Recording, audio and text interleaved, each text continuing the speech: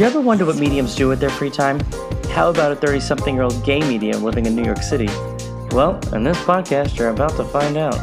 Welcome to Ghost Daddy, a place where LGBTQ plus spiritual people, and our cis-hetero allies, of course, have a place to just be themselves and spread their wisdom. This is the new face of spirituality. None of that love and light, toxic positivity crap.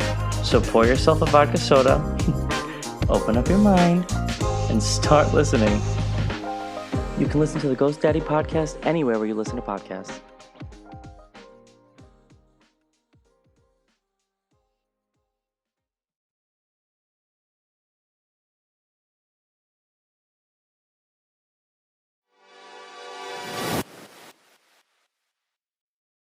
Today's guest, Dr. Mary Sanders, is host of the internationally acclaimed podcast, Energy Medicine, where she talks about all things that align the mind, body, and spirit. She is an energy healer and a chiropractor. Dr. Mary has over 25 years of experience as a self-employed businesswoman and a consultant. 15 years ago, she experienced burnout firsthand and crashed hard. At the time, she didn't have the necessary tools or resources to navigate the difficult period in her life, so she panicked and ran away to the other side of the world. Now, she is wholeheartedly committed to supporting women who want to transform the way they show up in this world and experience thriving health, happiness, and purpose, utilizing the tools of energy medicine, spiritual embodiment, and meditation. Hi, can I ask all of you listening a favor? Would you mind rating and reviewing my book, WTF Just Happened? A Sciencey-Skeptic Explores Grief, Healing, and Evidence of an Afterlife on Amazon? Authors depend so much on ratings. They are crucial to the algorithm and Amazon making sure this book is seen. I cannot tell you how much I appreciate it. Thank you. Welcome to What the Fuck Just Happened. I'm your host, Liz Enton. If you listen to the intro, you know my story. If not, here's a brief summary. I'm a sciencey-skeptic, and when my dad died, I took a shot in the dark and decided to investigate if there was any possible evidence of an afterlife. I assumed that was as realistic as Santa Claus, but I was desperate. However, I was so blown away by what I discovered that I wrote a book and launched this podcast. In this podcast, I will be talking to some fairly normal people about some really weird shit. I speak with everyone from psychic mediums and afterlife researchers to ordinary people who've had some inexplicable experiences. So come, listen. There's no need to draw any final conclusions. Keep an open mind and wonder, what the fuck just happened? Hi, everyone. I have a really interesting guest today. Her name is Dr. Mary Sanders. She is a medical intuitive. She also hosts a wonderful podcast, and I got to be a guest on it, and it was really great conversation, and she is just doing some very cutting edge, fascinating work. Hi, everyone. It's my honor to be here. I'm Dr. Mary Sanders. I'm a medical intuitive and a chiropractor, and I'm the host of the podcast Energy Medicine, where we talk about all things that align the mind, body, and spirit. First and foremost, Liz, I just want to express a tremendous amount of gratitude to you and all that you stand for and all that you're doing to educate people about essentially, I'm going to say, the paranormal. Can I say that, or is there a different word that you would like to use? Paranormal works, also parapsychology, non-local consciousness. Sometimes I think paranormal can have an unfair stigma to it. So, Okay. But I use paranormal myself, even though sometimes people think it has a stigma. Well, good. I think that I was just saying with Liz before we tapped on to the podcast, and that I believe that Liz is a wealth of information in this area of this niche. And I do believe that, the listeners in the audience is really fortunate to be able to learn from Liz's experience and wisdom and knowledge. So thank you for having me. I really appreciate it. So I'm happy to introduce myself, and I know many times listeners want to know what exactly is a medical intuitive, and I'd like to answer that question by giving you a little bit of history as to how I ended up working in this industry, just because it was not a linear process for me, and it kind of naturally evolved through my lifestyle and my career choices. And so, to make long story short, I was a practicing chiropractor for 28 years. And I was really good at running energy in my practice, meaning that I would go from patient to patient and I could match and exceed a person's frequency in order to essentially assist them in their healing journey. And I didn't realize what I was doing at the time that I was doing it, but it wasn't until people started saying, "How did you know that? How did you know that that was where I was having issues? How I didn't say anything about my right knee or my left ankle. How did you know to go there?" And I finally had to stop and to kind of think about what it was that I was doing to hold space in their healing journey.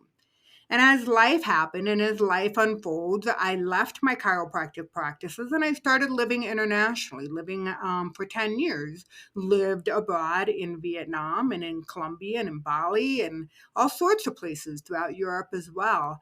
And it was during that time when I was living in Vietnam that I started to reflect upon my years in clinical practice. And I started to ask myself some kind of pondering questions like, oh, so there's an 80-20 rule principle that kind of exists. Like 80% of my patients would respond really well to care. And there would be some people that would not respond well whatsoever. And so I started to ask myself the question as to what was happening energetically and what was happening psychologically for these patients.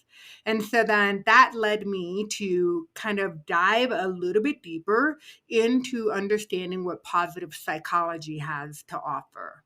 And it was within that space that I started to understand the neuroscience behind meditation, which I'm a heavy meditator. So I started to understand what was happening inside the brain when people were meditating and what environments and what circumstances need to be present for a person to truly thrive after a medical service such as what I was delivering. And then fate has it, I decided that I needed to go back. I understood the human body really well from the neck on down. I started to embrace what was happening within the head. And now I wanted to really expand upon what was happening in the biofield, in the auric fields, within the subtle energetic systems of the human body. And so that is where I became and enhanced my training to become a medical intuitive. And essentially, all I was doing was training myself to tap into the awareness and the information that travels through various different centers, whether it be clairvoyance or clairsentience or direct knowing or psychometry or telepathy.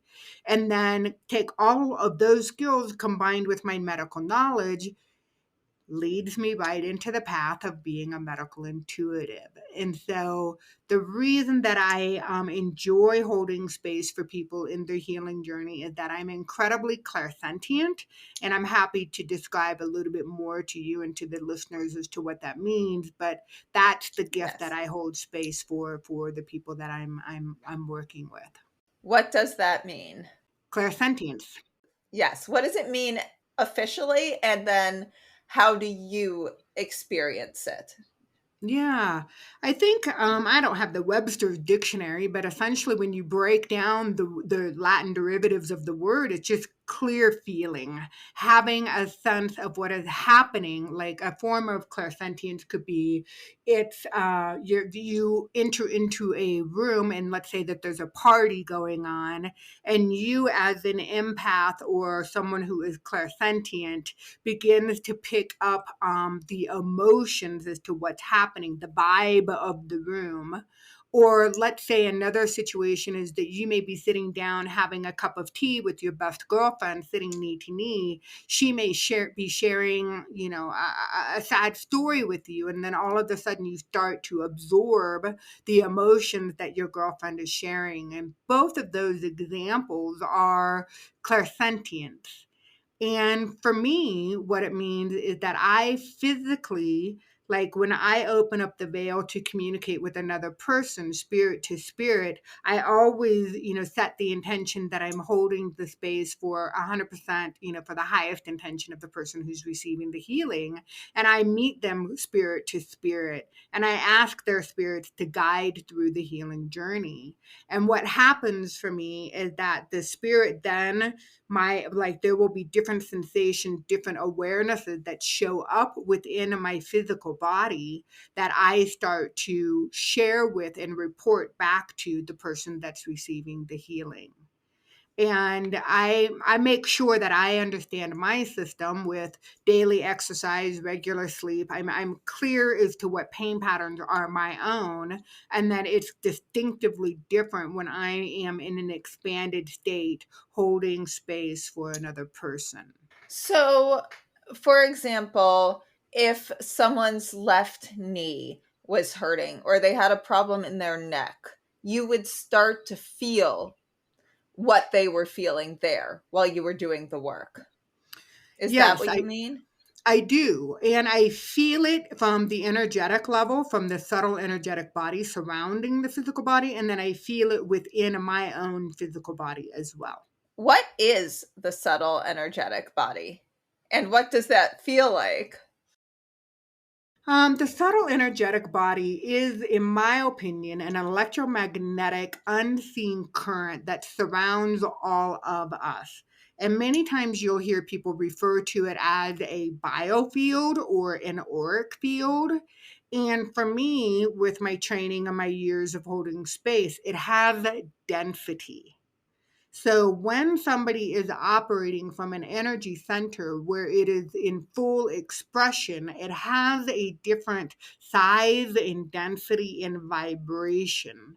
Where if somebody is not in a healthy state within that energy center, it takes on a less dense feeling and it doesn't take up as much space.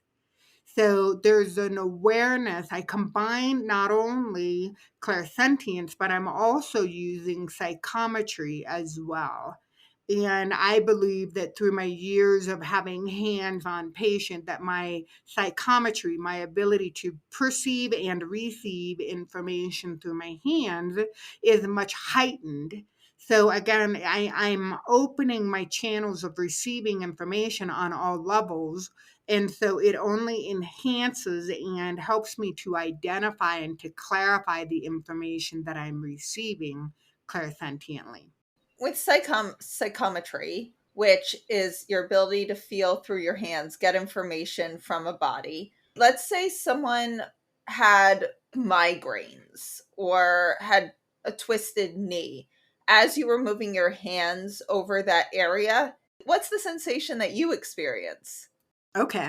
Well, for starters, I'm going to share with you and the audience that I work remotely. So I don't work with people in the same room for a couple of different reasons, which I'm happy to expand upon if you would like. But essentially, when I am in an expanded state, holding space for another person, I sit with my hands so that my palms are facing outward. And my intention is to be able to connect into the subtle energetic system of the person who's receiving the healing. And I get messages. So essentially, I set the intention to have a sending, a hand that sends information that I'm looking to hold space or to mirror back to the person who's receiving the healing. And then I have a receiving hand where I'm receiving information from their energy system as well. And so I may feel heat, I may feel density, like I try to push up against it and I get met with a certain amount of resistance. That's density to me. Or if another person is exuding like their energy system where they have other people's energies within their energetic field, I get tingling. or sometimes I get sideways movements that move through my palms. Each of these, because of the years that I've been holding space, each of these are different indications as to what I look for within the system. I find this so fascinating. Then what you would look for, like something might say, what would be an example that you would get a signal of something to look for, and then how would you find it? Take us through your experience of that. Okay. So, Liz, I'm happy to do that, and I'm going to circle back to that. But I think it's fair to the audience to kind of describe a little bit about my own personal history, so that people can get a better sense as to this lady's wackadoodle or no, she's on to something. And I want to share with the audience that I chose to come into this lifetime being hearing impaired. And my hearing impairment is 50% of the capacity of a normal hearing person. And I went undiagnosed with my hearing impairment for the first 3 years of my life. And so that meant for the first 3 years of my life, I was living in this domain, that thin veil of the physical world and the energetic world in which all the subtle energy systems live. And so I was the kind of kid who didn't know that my mother was communicating to me, or that that there was a meaning behind the words. I just was reading her energy and getting the sense of what the overall theme of what she was trying to communicate. And I was the kid I was raised Catholic, so I can remember being a small person standing in the Catholic pews, whether it be Saturday night mass or Sunday morning. And I would put my right hand in my mom's hand, and I would put my left hand in my dad's hand. And I would play this game because clearly I had no idea what we were doing, right? I couldn't hear anything. And essentially I would play the game. Now, I'm not sure that this is a normal childhood game, but this is what I did, is that I felt and zapped my mom's energy and took energy from my mom's hand, and I ran it through my system and zapped my dad with my mom's energy. And then I would do the same thing. I would take my dad's energy through my left palm, run it through my body like I was a circuit, and then zap my mom. And that's the kind of childhood games that I would play with myself. And not knowing, and nobody had, there wasn't anybody to, I couldn't explain what I was doing to people, or what I was, how I was playing. But it wasn't until years later that, I realized that that's not normal. And so I believe that I somehow made a contract to kind of normalize to stay in this physical world and to be in this family. But I began to desensitize my information that I was receiving. And so then what ended up happening is that I had spontaneous burst of clairvoyance and direct knowing in my adolescence. And then when I Can I interrupt with one quick question? yeah. Did your mom's energy and your dad's energy, did they feel different from each other? Absolutely night and day difference. So, that was kind of fun to experience, obviously, because everybody's got their own energy system. And that's how I was receiving my information. So I had to use and to train myself above and beyond the 5 traditional senses. And then, like I said, I mainstreamed myself and desensitized, and then opened up back up again when I was an adult. So hopefully that provides you and your listeners a better understanding as to where I came from. You were starting to say that when I interrupted, you said something about when you were a teenager. Oh, I was having like spontaneous burst of clairvoyance or direct knowing. For example, Liz, I may have shared with you that I distinctively remember this day, and it was the early onset of school. So I was in high school. It must have been, I don't know, early August or late July. And essentially, I came upon a scene in which I saw a fellow classmate being loaded into the back of an ambulance. And I had an immediate knowing that he had a collapsed lung. Now, I didn't know anything as to what happened. Why was he there? Why was the ambulance there? I didn't know any of this stuff. And then later I went home and I said to my mom, I said, hey, I saw that Tom was getting in the back of an ambulance. And oh, by the way, he had a collapsed lung. And I can remember my mom was standing at the kitchen sink with her back turned to me. And she turned back around. She's like, you can't know that information. And how could you possibly know that information? I said, I don't know. I really don't know. Like as if I was in trouble for knowing this, for getting this information. And then later on that evening, through how the phone tree works, so and so calls so and only to find out that Tom went to the hospital because he had a collapsed lung. There was some chemicals that he didn't respond well to, and some landscaping work that he was working on. Now, I didn't know the backstory, but I didn't feel confident going back to my mom and saying, "Yeah, I told you so." I just kind of kept it to myself. When you were growing up, would you have a lot of experiences like that where you would know things? Was your mom prepared for that, or was this the first time? No, I believe that my parents raised, my sisters and I with the best, to the best of their abilities with the tools that they had available at the time that they were raising us. So this was in the early 70s. And so I don't think, nobody counseled my mother on what to do when you have, a child that, is hearing impaired and is receiving, information from additional senses. That just wasn't talked about, especially in the field of, Catholicism. But, when I gravitated as an adult and I chose to go into the field of chiropractic and started to really embrace the philosophy that the body can heal itself and that there is an innate energy that runs through all of us that has the capacity to heal. And once I started connecting in with these like-minded people, I allowed my hands and my sensitivities to come back online. When you were a chiropractor, what was some of the what the fuck weird things that happened? Did you have any evidential experiences? There's so many things that I took for granted that were common statements that people would make. And again, I just chalked it off to the ability for the human body to heal itself. Like just given being under the proper influence and adjusting the spine, it opened up the central nervous system for the body to heal itself. But again, I was working so energetically, Liz, that I didn't realize, as I mentioned earlier, that I was holding a frequency. And so I had in my practice, I had 3 treatment rooms, and I would go from treatment room to treatment room. And it was kind of a semi-open bay concept. So sometimes I knew who I was going to walk into, but my radar was set to the frequency of who was in the office. So if I knew that, somebody who has a high depressive tendency and who has a really low vibration, I would walk into that treatment bay and approach that patient just one kind of energetic notch higher than that person. If I knew I was walking into a treatment bay where I had a young, enthusiastic, high frequency kid, I would raise my frequency and again be one notch above.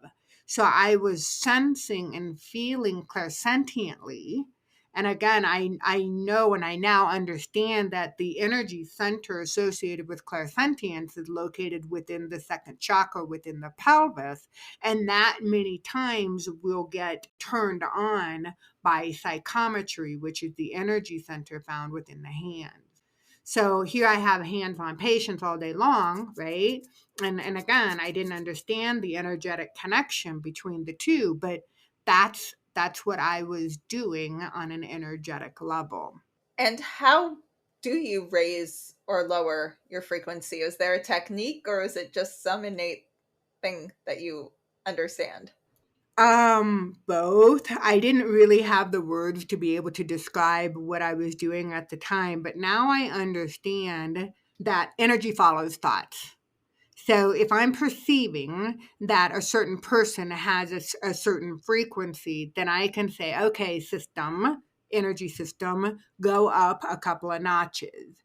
And essentially, it wasn't necessarily what I call entrainment today, but I do know that there was a resonance that was happening between myself and other people. Was there a client that got better in some way that would confuse Western medicine, or something that you just knew, a very specific, just how did I do that? Or the traditional medical industry would say that's not possible.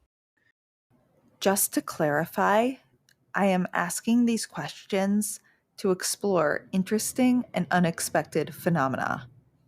I do believe strongly in doctors, modern medicine, and all the science behind it.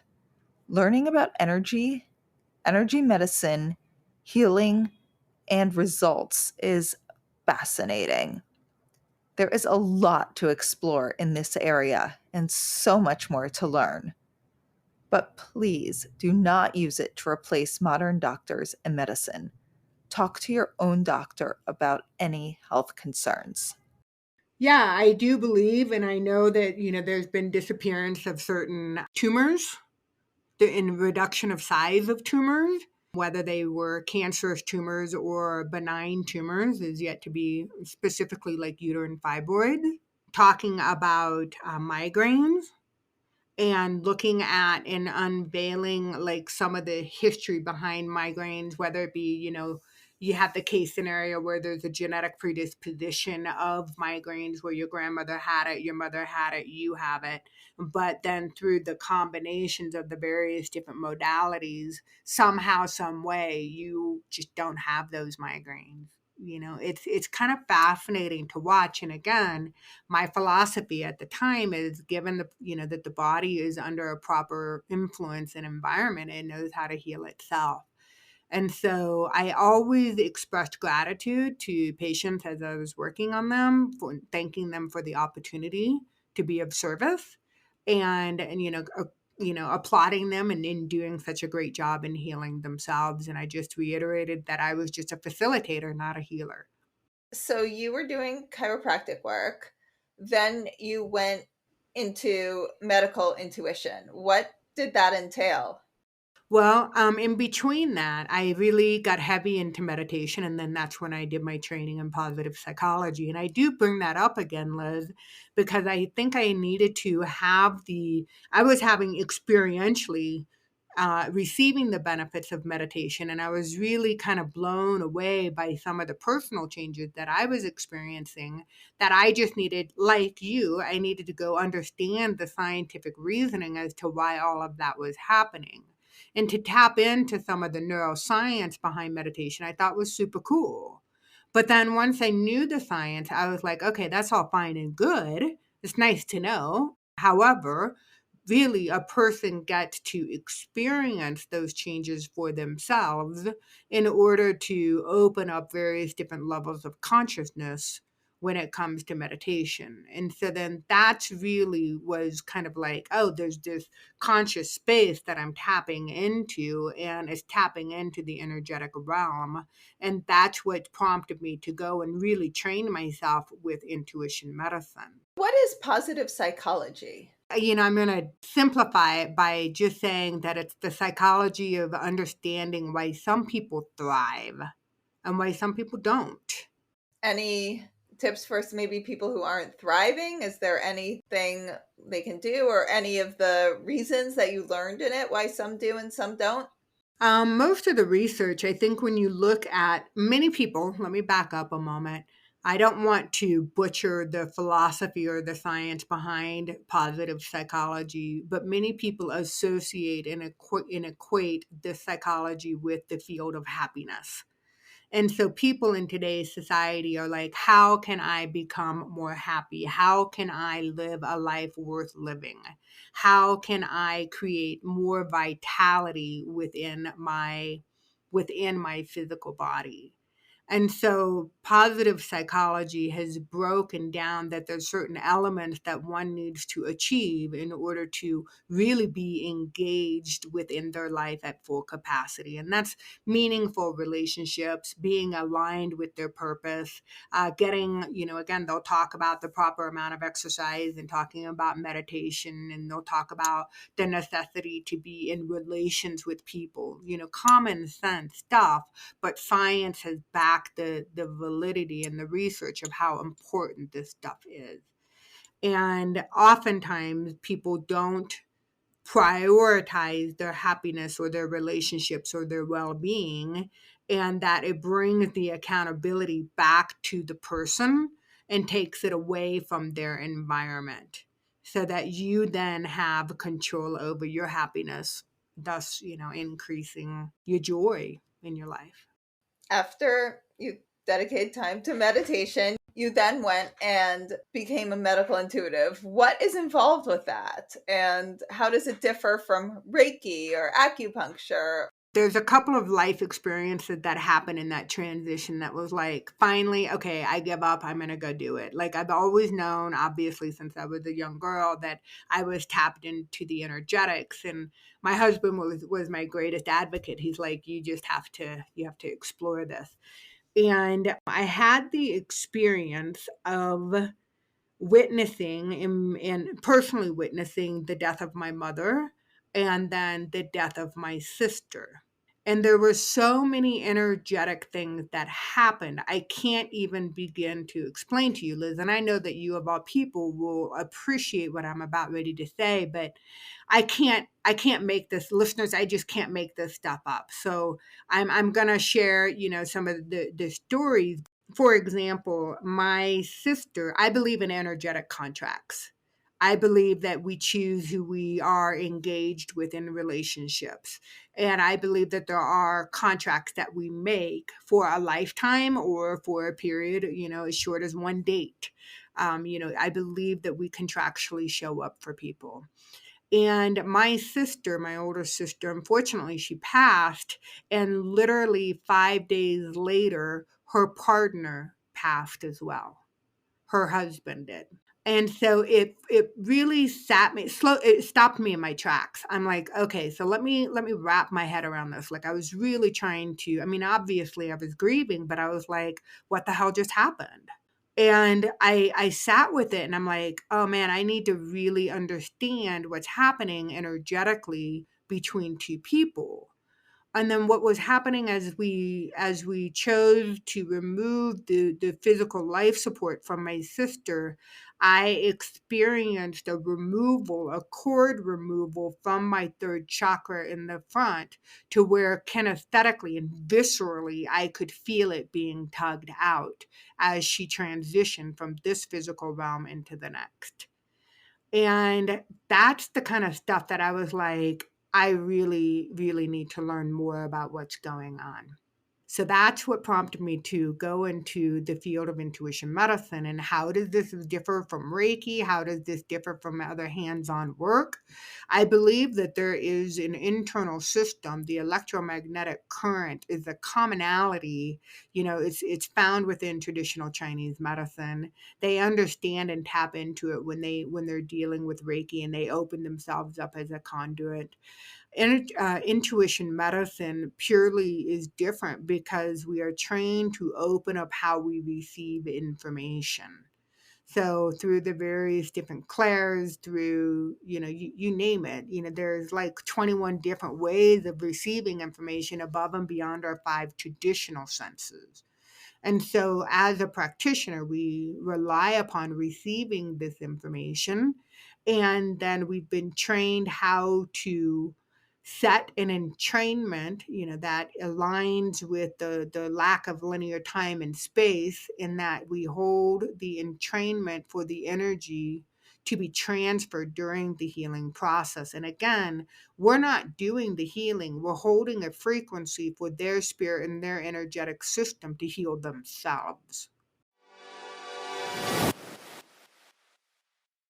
Club Care is a charity organization founded by Emma Justice after the loss of her father, David Justice, to glioblastoma. Club Care is dedicated to supporting children and families dealing with cancer. They strive to create joyful moments through meaningful projects impacting individual families as well as larger oncology communities. Funding for all projects is raised through philanthropic donations. Go to makingheadway.org/clubcare programs for a complete list of programs and activities. If you don't mind my asking, have you gotten signs from your sister or mother? You know what? I asked. Because I was trying to do some healing with her. From my mother, yes. From my sister, not so much. And I believe that, just because I don't know, I had to work through the whole concept, Liz, that, just because somebody transitions from the physical world to the non-physical world, that does not make them a saintly person. Whatever they left this physical world, whatever demons they were, whatever their challenges were, or their energetics blocks, they go into the next realm with the same kind of issues. So I believe that my sister was dealing with alcoholism and drug addictions, and I do believe that she carried shame within her energy system. And when I asked to receive and to dialogue with her in order to do my own healing and to assist in her healing, she was very resistant. She was very resistant. And it doesn't mean that she didn't show up at all. She just didn't show up in her full essence. And again, I do set the intention to hold space for myself and others when somebody has passed. If there's still, healing that needs to be worked through, I hold space for people to go through that process. Only if both parties are willing.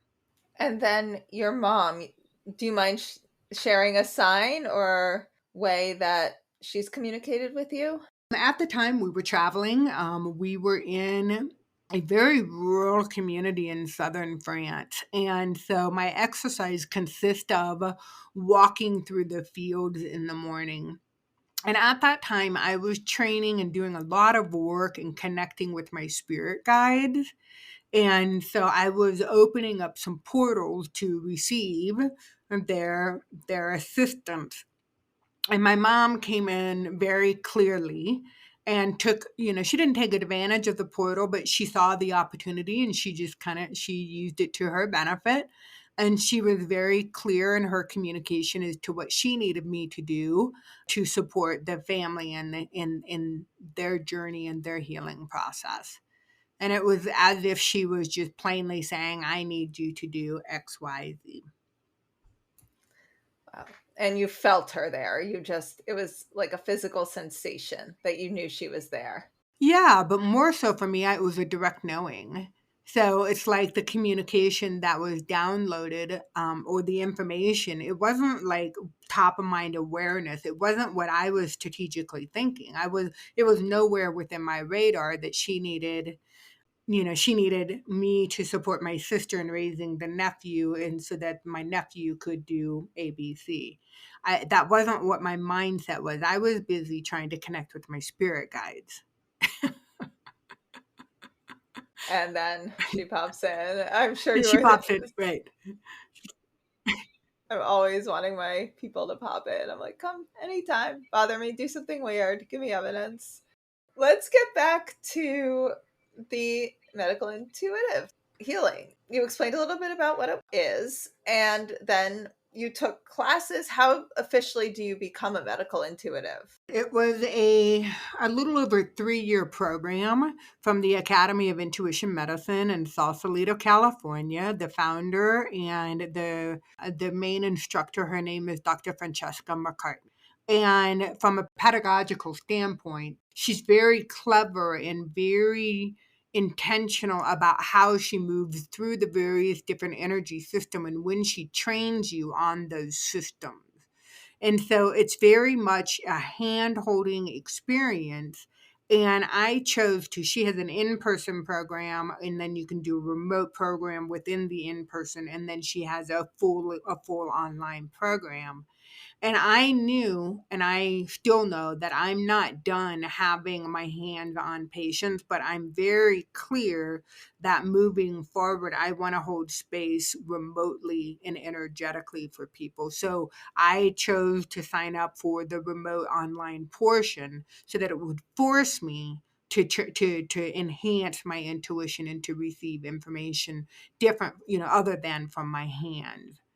So that was a program that we went through, and I did a lot of during that time. I when I was a student, I called out and utilized my resources of all the people that I knew, and I said, "Hey, look, I'm training to do this. I need as many people as I can possibly work on," and I loaded up my schedule and worked on as many people as I could, and I'm so grateful for that opportunity. And as it just evolves. It just really, once you open up into it and you trust and allow the process, it's really quite amazing.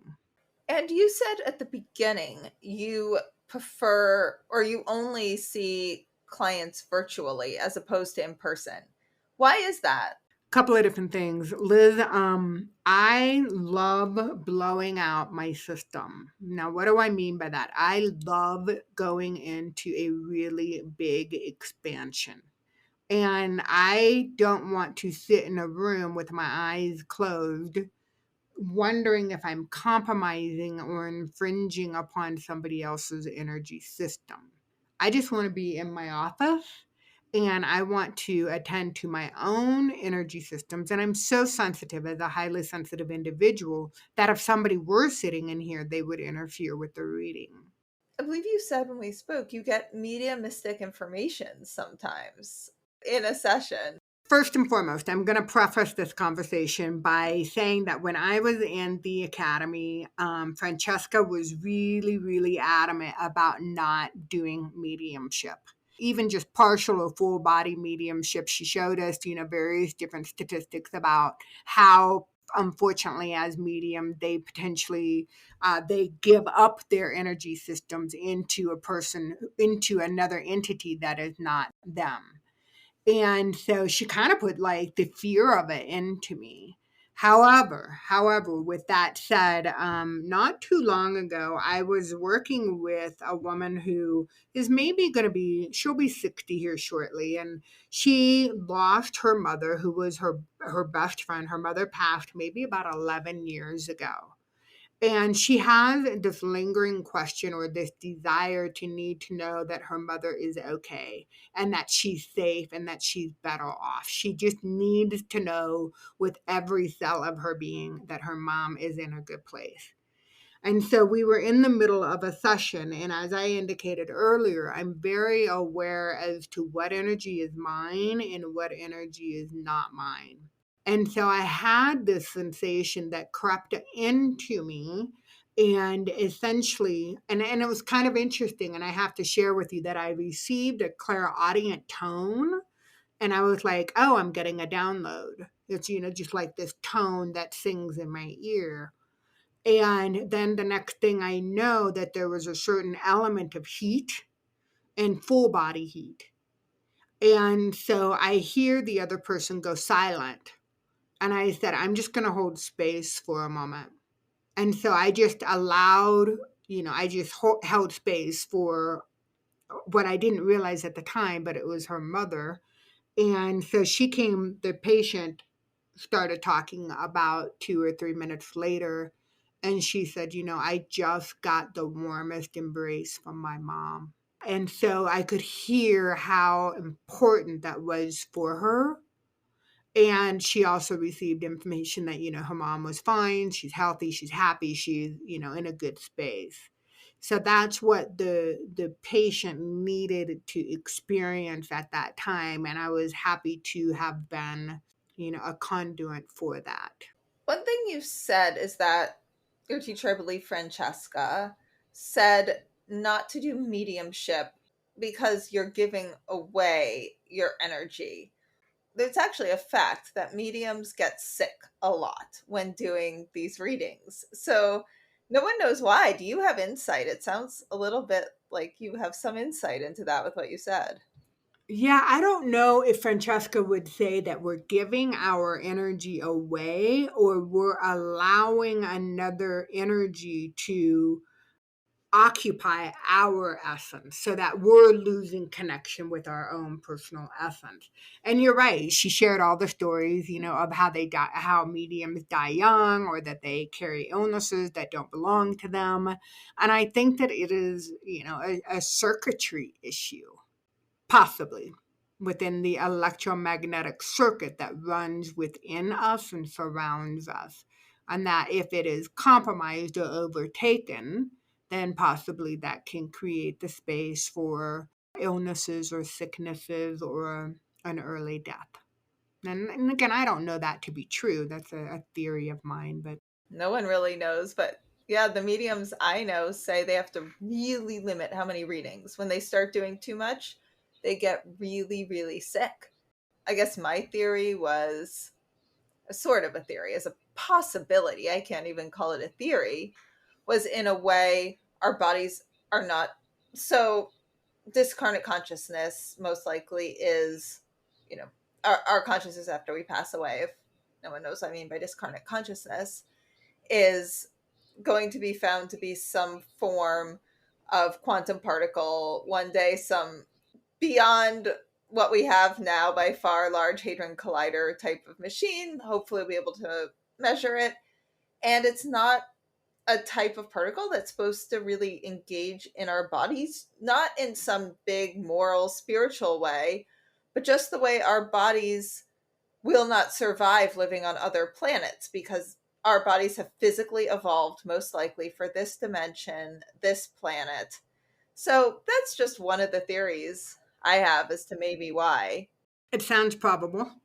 Is there some amazing experience you had as a medical intuitive where one person healed that just amazed you in any way? There's two specific instances, and I want to maintain the privacy and of the person that's receiving the healing. But currently I'm working with a gal who unfortunately is dealing with a cancer that sits in within the bone marrow.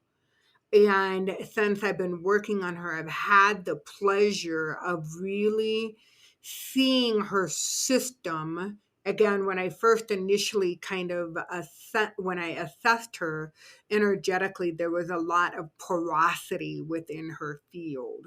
And so, and that showed up in psychometry and it showed up visually for me. And as I'm holding space and I see that the red blood cells are working in the like the DNA of that you and I talked about versioning a couple of weeks ago, introducing the idea that there's a version of her that's existing simultaneously in another multiverse who is living with the absence of this disease. Then the whole reading shifts as if she can embody this new frequency. And so for me, that is like miraculous to introduce that concept and to see the porosity disappear and that I see the container of her essence more clearly. Did her cancer improve after that? Well, we have some biomarkers. She, is obviously under doing traditional care simultaneously in synergistic with the energy work. So, because there's so many other variables as to what she's doing and taking and the treatments that she's under, even if we had pre and post biomarkers, we wouldn't be able to scientifically say, see, energy medicine works because there's so many different variables. But I shared that experience with you, Liz, because that's a physical, kind of a tangible experience. But really, I believe the most remarkable experiences come when we are working with kind of outdated and frozen trauma stored within the central nervous system, which affects the neurology and the wiring of the system. Emotional trauma, Yeah. which embeds physically. So, not a trauma like a car accident that twisted your arm, but our emotional traumas, like a loss or other traumas, leave imprints physically in our bodies. Is that what you're saying? Absolutely. And those people who have been in car accidents or major physical trauma, there's an energetic, like at the time of impact, it's not uncommon for their spirit to leave the physical body because they don't know they're in a life or death situation. Is the spirit leaving, or is the spirit going to stay home and it's in its physical home? But trauma, as it gets stored, whether it be physical, emotional, chemical, or energetic trauma, and whether it be from this lifetime or previous lifetimes, it gets stored in memories within the physical body. And to watch and to witness these traumas and to transform them and create new space as a medical intuitive, I think is probably one of the greatest rewards that I've ever experienced. Does trauma, for you, does it feel physically different when you're doing the work?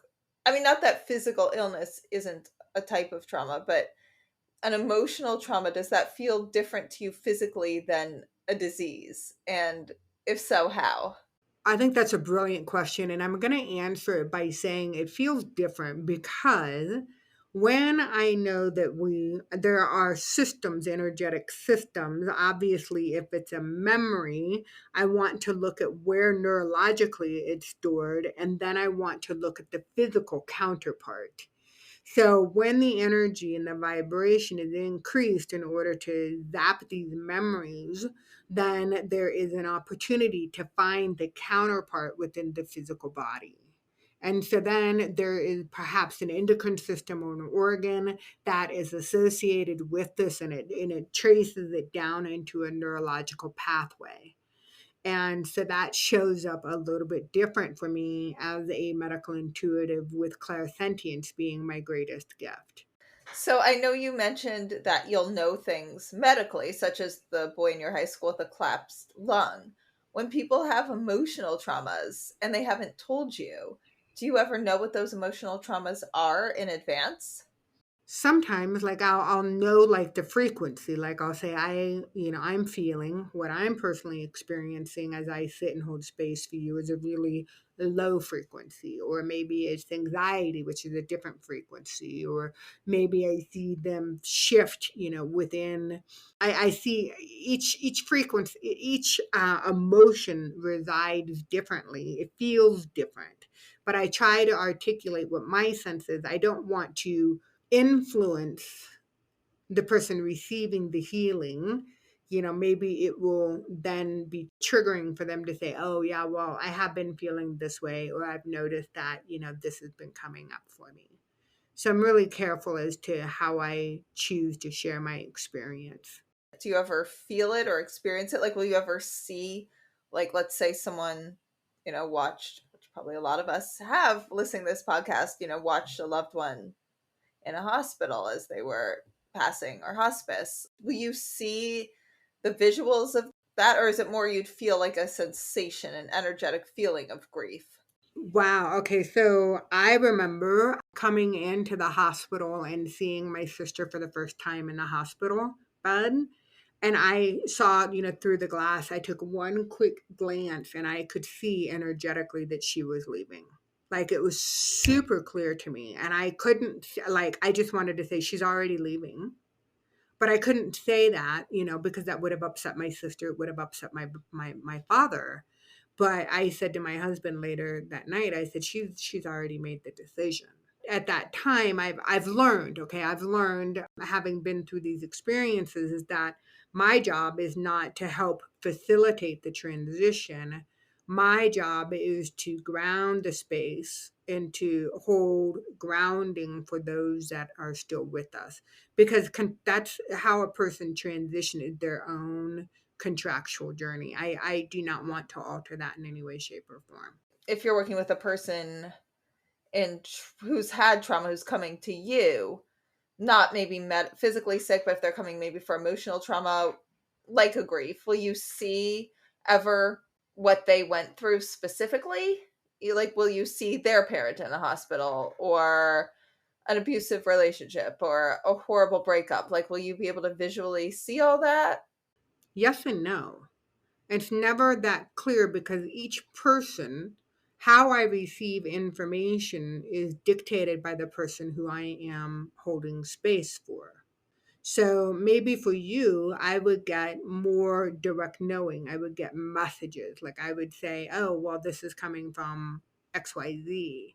Or like, I can also remember early on in my training, I remember working on a woman, and to make a long story short, she was processing grief. And when I got done with the healing, I did my best to neutrally separate, but I had allowed her energy to filter into mine and merging with her, that I just sat and I just cried because she was unable to process her own grief. I just was overwhelmed, and just I cried for her. Yeah, and that was actually going to be a question is you've obviously experienced loss, we've all experienced pains and traumas and our own emotions. How are you able to tell the difference? I know you said when you were doing chiropractic work, you'd feel an energy. How can you tell if you're having an especially good day or an especially bad day? Is that you or a client coming in who's maybe feeling very up or very down? I do. I set the intention, Liz, to serve the person at their highest good. And I have a really clear sense as to how I'm doing before I even go into a reading. So it becomes clear as to what's mine and what's theirs. But if ever I'm given information and I'm like, oh, wow, that kind of sounds like my story, I do what is called, I throw it back into the river. I release it. I say, I just throw that idea back out into the river. And if it comes a second time, I'm like, okay, this still sounds like my story. And then I throw it back out into the river. And the way I've been taught is that if it comes back a third time, you sense and say, and you share it with the person you're holding space for, because that message is intended for them. Many times I'll say, this doesn't make any sense to me, but this is what I'm being shown, or this is what I feel. But, this reading, it's not about me, it's about you. So maybe it'll make some sense to you. And then, when it's unclear to me, then I get this, oh, I know what this is about. Then the person receiving the healing obviously has clarity, and then they may or may not choose to share their personal experience with me. But most often people will say, oh, holy cow, you're picking up on this. This is what just happened. And, then that adds to the healing for the next layer as to what needs to be addressed. So I know you're also interested in the science, and you told me you took a class at the Rhine as well. Which class did you take there? And I didn't take any classes at the Rhine. We were talking about the ions, I believe. Oh, you've taken classes at Ions. I think you like the Rhine and Correct. Correct. Okay. Is there any scientific studies of this work that you think are especially fascinating that people should look into? Well, I think Helene Wabash over at the IONS Institution is really holding space for the evolution of understanding truly what's happening in remote healing. So I have to hand it to her. I think she's doing a great job. She's also, a practitioner herself and a scientist, so it's a nice blend. But some of the classes that I've taken over to IONS is Wagner, and I'm drawing a blank as to what his first name is, but it has to do with lucid dreaming.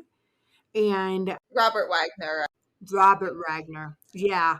So I couldn't remember his first name. And I really enjoy listening to him talking about the various different astral planes, and how, what happens when you dream in the dream world and in the astral planes, and how you can gather information from this dimension, and how you can possibly travel with other people to get joint information as well. So I love to astrally travel, and so I find his work phenomenal. Wait, okay, so I'm going to have to ask you an extra question. Has anything remarkable happened when you've astral traveled? What's the experience been like? What's the craziest experience? Oh, one of the dreams that I'll talk about, that I know is a very spiritual realm that I travel to, and it is a beautiful place, and the dreams are always really loaded with crystals. And so what was happening in this dream, there was a mobile that was hanging from a large cathedral ceiling, a huge mobile. And there were slabs of just cuts of stones, cuts of crystals. And these crystals were placed in formats like geometrically designed to, like, I was receiving a healing. There's no doubt about it that this was all orchestrated to my own physical upgrade of my energetic blueprint. I love that realm. I love that locale. I always know that, that perhaps I have lots of planets that are happening within the 12th house, and I'm dreaming in this realm. So I love that. I love those. Sorry, my dog's barking. I'll be okay, Pickle, stop. So you haven't participated yet in any scientific studies, am I right? No, not yet. I applied to be in one of Helene's groups up in Northern California, but I wasn't selected. So I'm hoping to be chosen for a future study. Well, you have to come back and talk about that. Yeah. So if you met like a billionaire who's like, I will invest anything, whatever, in any scientific study of this, what would be your dream scientific study? Obviously, it would have to do with remote healing and showing a shift in frequency. And somehow that frequency would need to be measured in the distant remote locale. So whether it be, I don't know, it could be as simple as, and I don't even know how a scientist would go about, recording the frequency of some biorhythm, whether it be, the heart variability, or whether it be brain waves, or whether it be just body temperature, some physiological baseline that they could then see a shift in once somebody energetically remotely is intending to shift that biomarker. I hope someone does that study. And if you participate in any studies, I would love to have you back on to talk about them.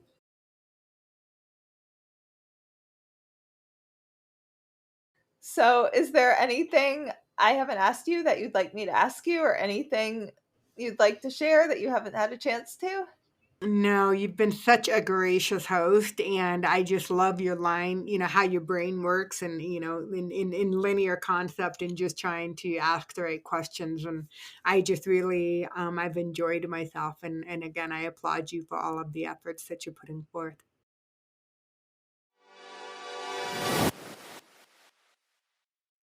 Hey everyone! I'm really excited to let you know about the science and spirituality salons I'm now hosting. During these intimate events, a scientifically verified psychic medium will give all of you readings, and I will give a talk on the science and evidence that changed my mind about an afterlife. This will also be an amazing opportunity to get to meet some of you in person or virtually, and to share more about all the science and data that transformed my worldview and got me through my worst days. These can be hosted in your home, in a nearby cafe with a private room, or they can even be virtual. I've hosted a few already, and they were really special, fascinating, emotional, evidential.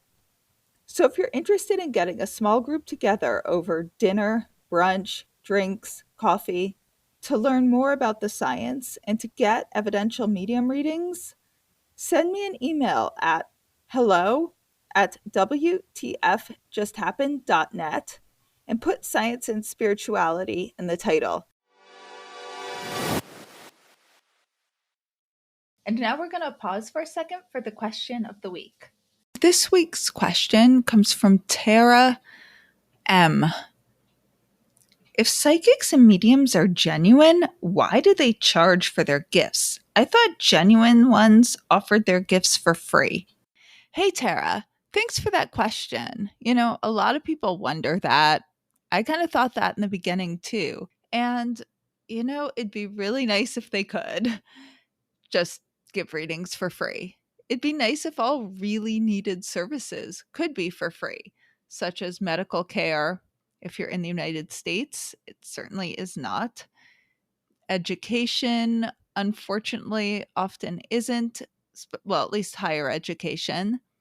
And mental health therapy, not for free. Mediums just have to make money. They don't have a choice. How else are they going to survive or support their families? And mediums that have other jobs tend to not be as good. Again, that doesn't apply to everybody, but it's a skill, just like any other skill. And they need to really hone it and work on it and work on it daily. So if they're not being paid, they really can only treat it as a hobby and can only apply a certain amount of time to it. But if they're paid, they can work on their mediumship full time, and most tend to give much better readings when they can focus on it as their main career, just like all of us with our own careers.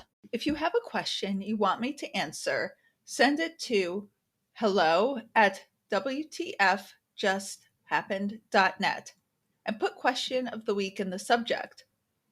I know I usually say first names, but if you want to be completely anonymous, let me know.